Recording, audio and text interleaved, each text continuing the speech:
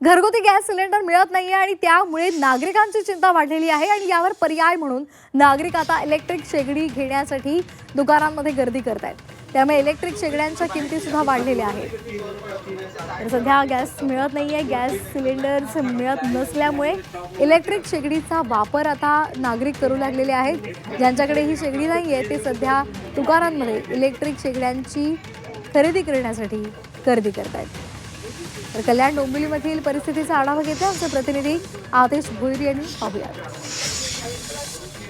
आणि इराणचं युद्ध सुरू आहे, त्याचा फटका जो आहे भारतामध्ये देखील पडलेला आहे। मी आहे डोंबिवलीमध्ये, जो गॅसचा तुटवडा आहे त्याच्यामुळे जे गृहिणी आहेत त्या भांड्याच्या दुकानामध्ये इंडक्शनचा जो चुला आहे त्याच्याकडे वळलेले आहेत, कारण की कित्येक दिवसापासून जो आहे गॅसचे दर वाढलेले, त्याप्रमाणे जे घरगुती गॅस आहेत ते मिळत नाही आहे आणि जे कमर्शियल गॅस आहेत ते तर बंदच झालेले आहेत। त्यामुळे नागरिकांना याची चिंता सतावते। आपल्यासोबत काही गृहिणी आहेत, त्यांच्याशी चर्चा करू।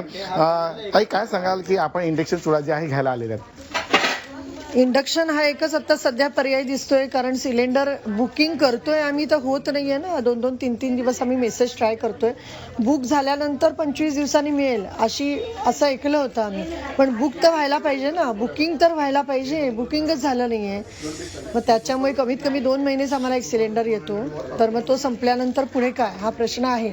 फिलहाल अपने इधर 2 दिन में कम से कम 45 पीस सेल हुआ है इंडक्शन का, आउट ऑफ स्टॉक। रोज चालूच आहे सेल। आज ना आता हे काकी पण आले, त्यांना पण इंडक्शन पाहिजे। याच्या अगोदर पण 2-3 जर कस्टमर एका टायमाला इंडक्शन चुला जो आहे त्याची मागणी वाढलेली आहे। चांगले एक कस्टमर 2-2-3 कस्टमर घेऊन जातात। नक्कीच जो युद्ध चालू आहे, या युद्धाचा फटका जो आहे तो भारताला देखील बसलेला आहे आणि गॅस मिळत नाही, त्यामुळे जे गृहिणी आहे ते इंडक्शन चुला जो आहे ते घेण्यासाठी आलेले दिसत आहे। कॅमेरामन दिनेश जाधवसह आतिश भोईर, झी मीडिया, कल्याण।